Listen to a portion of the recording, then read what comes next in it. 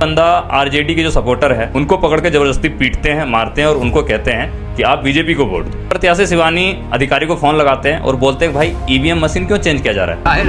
बताइए, जिंदा आदमी का मृत घोषित कर दिया, बोला इसको फेंक दो, इसका कोई काम नहीं है। महिला दावा करती है कि जब वोट देने जाती है तो इनका जो वोटिंग होता है वो पहले ही पड़ जाता है। मैंने सोचा नहीं था कि बिहार के पहले चरण के चुनाव में इतना ज्यादा धांधली होगा। एक तरफ राहुल गांधी चुनाव आयोग पे आरोप लगाते हैं, जब बिहार के चुनाव का पहला चरण होने वाला होता है उससे एक दिन पहले राहुल गांधी हाइड्रोजन बम फोड़ते हैं और उसमें बताते हैं कैसे चुनाव आयोग और बीजेपी मिलके धांधली करते हैं, ऐसा राहुल गांधी बताते हैं। लेकिन वहीं दूसरे दिन जब बिहार में चुनाव होता है तो बिहार में ऐसी चीजें होती है जिसे आप देख के सोचोगे कि यार ये कैसा चुनाव है, ये कैसा लोकतंत्र है, ये कैसा डेमोक्रेसी है, ये कैसा देश है जहां पे कि इस प्रकार से धांधली की जा रही है। कहीं पे लोगों को वोट नहीं देने दिया जा रहा है, कई बूथों पे वोटिंग मशीन खराब हो जा रही है, किसी बूथ पे वोटिंग मशीन खराब नहीं भी हुई है तो जबरदस्ती वहां पे वोटिंग मशीन चेंज किया जा रहा है। कई जगहों पे लोगों का वोट खरीदने के लिए पैसे दिए जा रहे हैं, साड़ी बांटा जा रहा है, किसी पे प्रेशर बनाया जा रहा है कि भाई आप वोट दो, नहीं वोट दोगे तो मैं आपको पीटूंगा, मारूंगा। वो सब कुछ बिहार में क्या जा रहा है जिससे कि एक पार्टी जीत जाए, एक पार्टी हार जाए। अब आप सबसे पहले इस वीडियो को देखिए। इस वीडियो में एक बीजेपी की महिला है जो वहां पे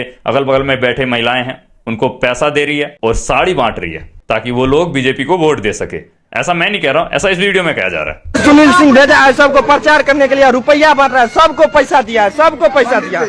मंदिर पे देखिए, इसका हाथ में देखिए बीजेपी का झंडा, उसके हाथ में देखिए बीजेपी का पोस्टर, और सबको पैसा दिया है, सबको पैसा दिया, देख सकते हैं, सबको पैसा दिया है। गुमराह कर रहा है, साड़ी बांट रहा है, अति पैसा बांट रहा है।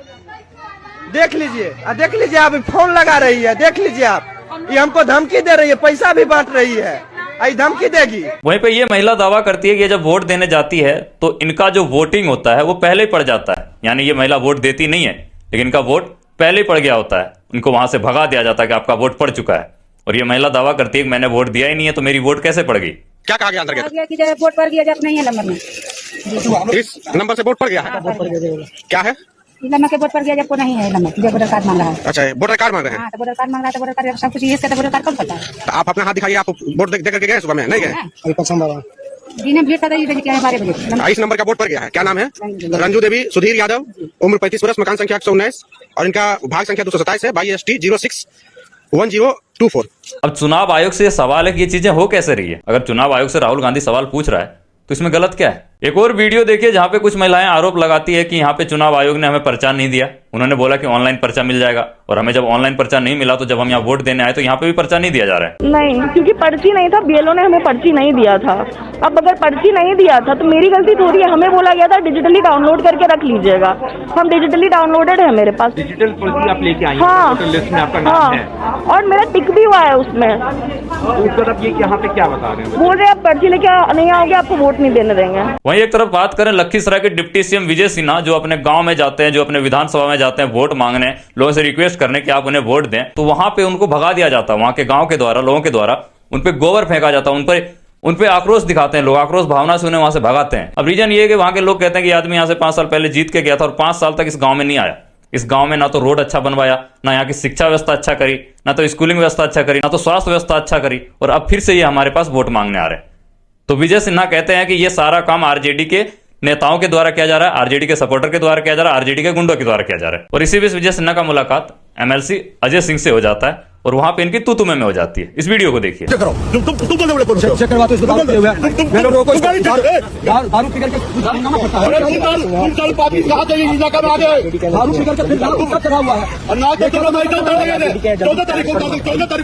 धमकी मत दो, तुमने देखा कितना गुंडा है। राजा के गुंडा को हम ठीक कर देंगे, राजा के गाड़ी नहीं सकता,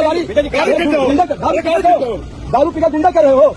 ये दारू पिए हुए गुंडे कर रहा है, राजद का एमएलसी है, ये राजद का एमएलसी गुंडे कर रहा है। विजय सिन्हा आरोप लगाते हैं कि एमएलसी अजय सिंह ने दारू पिया है और ड्रिंक करके ये मेरे से लड़ाई कर रहा है। फिर एमएलसी अजय सिंह के पास लोग जाते हैं, पुलिस जाते हैं और ब्रीथ लेजर से उनका अल्कोहल मात्रा चेक करते हैं कि उन्होंने ड्रिंक किया है या नहीं किया है। तो जब चेक करते हैं तो ऐसा कुछ भी नहीं होता। जब वो फूंक मारते हैं तो अल्कोहल मात्रा उतना ही होता है, वो कुछ नहीं पिया हुआ होता है। और इस वजह से प्रूव हो जाता है कि अजय सिंह ने ड्रिंक नहीं किया होता है। और लगातार डिप्टी सीएम विजय सिन्हा के द्वारा आरजेडी सपोर्टर पे, आरजेडी को गुंडा बोला जाता है और उनको बोला जाता है ये लोग हैं जो इन लोगों को भड़का दिया है और मेरे पे ऐसे गोबर फेंक रहे हैं, मेरा विरोध कर रहे हैं। सिंपल सी बात है सर, आपकी पार्टी 15 साल से गवर्नमेंट है और अगर आप अपने गांव के लिए, अपने विधानसभा के लिए काम नहीं करोगे और आप वहां जाके वापस दोबारा 5 साल के बाद, 15 साल के बाद वोट मांगने जाओगे तो ऐसा नहीं होता है कि वहां आपको वो वोट देंगे। वो वोट नहीं देंगे, वो आपको सपोर्ट नहीं करेंगे। आपका विरोध करेंगे, जम के करेंगे, क्योंकि आप उनके घर के दामाद नहीं लग रहे, आप उनके रिश्तेदार नहीं लग रहे। आपको अगर उन्होंने वोट दिया है तो आपका काम है कि आप उस जगह को डेवलप करें, उस जगह के लोगों को वो सुरक्षा प्रदान करें, वो व्यवस्था प्रदान करें जिसके लिए आपको उन्होंने चुना है। वोट चोरी करने का एक और नया तरीका है फॉर्म 6। फॉर्म 6 के बारे में बताऊं तो फॉर्म 6 वो होता है जब कोई नए वोटर अपना वोटर आईडी कार्ड बनवाता है तो उसको फॉर्म 6 भरना पड़ता है। अब भारत में लगभग 33,692 वोटर ऐसे हैं जिनका एज लगभग 60 साल, 65 साल, 70 साल, 80 साल है, और उनका जो वोटर आईडी कार्ड बना है वो फॉर्म 6 के दौरान बना है।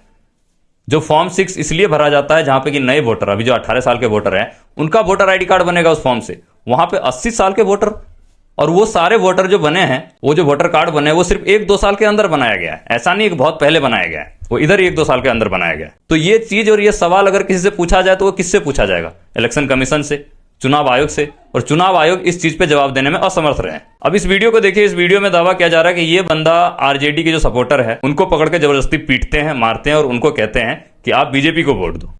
आप बताइए सर, ये कैसा लोकतंत्र है? अगर ये चीजें सच है तो ये कैसा लोकतंत्र है? अब वीडियो देखिए पूरी। भाई मिल करके वोटर को मार रहा है, बोल रहा है कि बीजेपी के वोट दो नहीं तो मारेंगे। घेर कड़क टंगारी से मार रहा है, घेर कड़क। वीडियो मरीचा चौक सराय का बताया जा रहा है जहां पे कि आरजेडी के कार्यकर्ता पर बीजेपी के गुंडे ने चाकू से हमला कर दिया। चुनाव आयोग से निष्पक्षता का प्रूफ मांग रहा है कि भाई आप निष्पक्ष होकर चुनाव करा रहे हो या फिर किसी पार्टी के समर्थन में आके चुनाव करा रहे हो। और वहीं पे इस वीडियो को देखिए, शायद ये मोकामा का वीडियो है जहां पे कि ये बंदा दावा करता है कि इसने वोटर कार्ड बनवाया था, नया वोटर कार्ड बनवाया था, लेकिन इनको वोट देने नहीं दिया गया। अब वीडियो को देखिए पहले। तो आपका वोट नहीं डल पाया? वोट डालने नहीं दे रहा। बाकी परिवार में किसी का डला है? और इसको भी चाचा और चाची हुआ, इसको भी नहीं डालने दे रहा। बोल रहा कि पर्ची नहीं है, ऊपर से नाम कट गया है। बताइए, जिंदा आदमी का मृत घोषित कर दिया, बोला इसको फेंक दो, इसका कोई काम नहीं है। ये नया सा वोटर कार्ड बना है, इसको बोल रहा फेंक दो, इसका कोई काम नहीं है। क्या मेरा हक वोट डालने का नहीं? क्या नाम है आपका? जितेंद्र कुमार। तो ऐसे कितने लोग हैं? आपको कितने लोग ऐसे मिले हैं जो? ऐसे तो मेरा घर में 3 है। बाकी बूथ पर आपको वोट कितने ऐसे लोग? ऐसे बहुत है, लेकिन आवाज उठाने वाला कोई नहीं। ऐसे तो बहुत है, लेकिन आवाज उठाने वाला कोई नहीं। वोट नहीं दो। हाँ जी सर, इसका आवाज उठाने के लिए कोई डर से रेडी नहीं होता है। क्या डर है? अनंत सिंह के कोई डर से रेडी आवाज उठाने के लिए रेडी नहीं होता है। बाहुबली अनंत सिंह के डर से, जो उसका खिलाफ कोई आवाज उठा सके। और हमको वोट डालने के लिए हमको हक नहीं है क्या? वोट डालने के लिए किसके लिए बना है? अब वहीं पे इस वीडियो में देखिए कि लोग बीजेपी विधायकों को बूथ पर से भगा रहे हैं। जब बूथ पे बीजेपी विधायक जा रहे हैं तो उनको वहां से खदेड़ के भगा रहे हैं। बिहार में बीजेपी से इतना नाराजगी क्यों है? और अगर बीजेपी बिहार में फिर से सरकार बना लेती है तो क्या चुनाव आयोग पे फिर से सवाल उठाया जाएगा?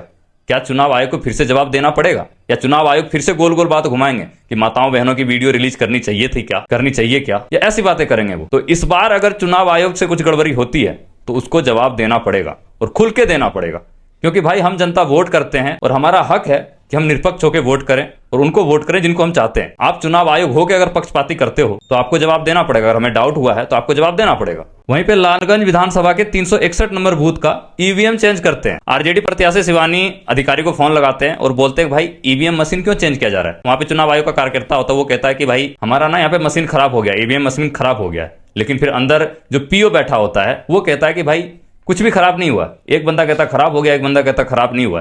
तो ये चीजें कैसी धांधली चल रही है बिहार में? ये कैसा निष्पक्ष चुनाव हो रहा है बिहार में? चुनाव आयोग से ये मेरा सवाल है। अब यहाँ पे एक वीडियो देखिए, यहाँ पे एक माँ बेटे को धमकाया गया और उनको मारा पीटा गया, घर में घुस के मारा पीटा गया। ये कंप्लेन लिखाने जाते हैं, बूथ पे जाते हैं, पता नहीं कहाँ जाते हैं। आप इस वीडियो को पूरी देखिए। हाँ बाबू बताइए क्या हुआ है? सर हम लोग वोट के बारे में सिलसिले मतलब अपने फैमिली में कर रहे थे कि हम लोग मतलब कांग्रेस साहब को वोट देंगे, तब तक अगल बगल जो आदमी तक सुन रहे थे, तब तक सुन रहे थे। जब तक आए तो हम लोग लगने मानने से किसका वोट दे रहे थे, केकरा वोट दे, हमके लिए सर कांग्रेस के नाम से हमने के मुकेश सहनी वाले हमने उनका ध्यान से तब तक लगल हमारे दीवार पर चल गए। डांस उनका बेटा रहे 2 जना सीटू सिंह, बीटू सिंह, अनिश सिंह रहे, अनिश सिंह के पापा रहे जगन्नाथ सिंह, मशांत नहीं लोग घर है लगल बगल। ये मम्मी के रट समार के पूरा देखिए पूरा दल वाले बहन को बोलने वालों, हमारे मम्मी को बोलने वालों, हमारे के हाथ में बोलने वालों। क्या कपड़ा भी फट गया है? देखे हाँ हाँ, इधर भी लगा हुआ है, इधर भी लगा हुआ है, कमर पे भी लगा हुआ है। नहीं मम्मी का कपड़ा भी दिख रहा है फटा हुआ। साड़ी खोल के घींच घर में घुस के मारे थे, लाठी चला रहे थे। कहाँ घर कहाँ बाबू? मशांत नगर। अच्छा, का नाम बा अपन? सुमित कुमार। के का लड़का? राजू साहनी। राजू साहनी। अच्छा, तो ये कब के घटना है? लगभग 5:30 बजे घटना है। अच्छा के रहल हो या नाम रहल है मतलब जगन्नाथ सिंह रहल है, जगन्नाथ सिंह के बेटा अनिल सिंह रहल है, दान सिंह रहल है, दान सिंह के बेटा बीटू सिंह, जन्म का बीटू सिंह का भाई रहल है सीटू सिंह, ई सब जना रहल है। सीटू सिंह के मम्मी रहल है चंद्रावती। तो ई सब कोई मिल के मारल हल? जी सब के घर में घुस के मिल के पिंकी देवी रहल है उनकर। तो केकरा के मारल हलो? हमरा मम्मी के मारल, हमरा बाबा के, हमरा इया के, हमके, हमरा बहन के, हमरा मम्मी के घर में घुस। अच्छा तो सब लोग देखत रहल तो केहू छुड़ावल है ना? केहू न छोड़ा। ई मुख्य रूप से ई काहे खातिर शुरू भइल है ई बातचीत? मतलब बातचीत ये वाले कि हमने वोट के सिलसिले में अपने फैमिली में बतियावत नहीं दुआर जब हमने वोट कांग्रेस साहब के दिए ले मुकेश सोनी मिलल बड़ा कांग्रेस छाप तब तक ई लोगल में सुनत रहल हलो 3-4 आदमी मोहल्ला हलो सुन कैला हलो तो कहत केकरा के वोट देबस हमनी के कांग्रेस साहब के दिया ही तब तक लगल हलो मतलब गाड़ी देवे या पेपली पे धरे तो हमार मम्मी लिए छोड़ा बस सिंधु के मोहल्ला हलो हमारे के मोहल्ला होले के बाद हमारे ये मोबाइल हलो तो ये बाबा के मोहल्ला हलो देखिए सर दाग देखिए रोड से मोहल्ला पूरा फूल गइल बा पीठ में मोहल्ला वालो यानी कमर में हमारे मोहल्ला वालो हमरा बहन के भी मोहल्ला वाले ईंटा चला के सब फूल गइल बा। तो एक बाद प्रशासन से संपर्क ना कैल हलो? अभी प्रशासन से संपर्क अभी नहीं किया। अब आप बताइए कि बिहार में निरपेक्ष चुनाव कैसे हो रहा है? किसने बोला निरपेक्ष चुनाव हो रहा है? अभी फर्स्ट फेज का चुनाव हुआ है, अभी एक फेज का चुनाव और बचा है। और एक सवाल और मेरा कि जो दानापुर में चुनाव नहीं हुआ, जो दानापुर में उन्हें वोट नहीं देने दिया गया, उन लोगों को वोट नहीं देने दिया गया, वो लोग क्या दोबारा वोट करेंगे?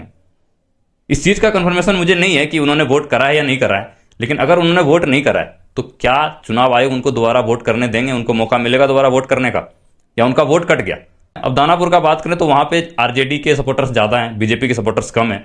इसी वजह से वहां की जो मशीनें वो खराब हो गई। अब एक बात बताओ यार, चुनाव आयोग जब मशीनें भिजवाता होगा बिहार में, जब वो चुनाव करने कहीं मशीन भिजवाते हैं तो क्या वो टेस्ट करके नहीं भिजवाते हैं? उनको प्रॉपर चेक करनी चाहिए। कोई छोटी मोटी चीज नहीं है। यहाँ लोकतंत्र का खुलेआम उल्लंघन हो रहा है, डेमोक्रेसी खत्म होती जा रही है। ऐसा लग रहा है जैसा अगर कोई सरकार वो चाह गई कि हमें जीतना इस जगह से, चाहे लोग हमें सपोर्ट करे, वोट करे या ना करे, हम जीतेंगे, जबरदस्ती जीतेंगे।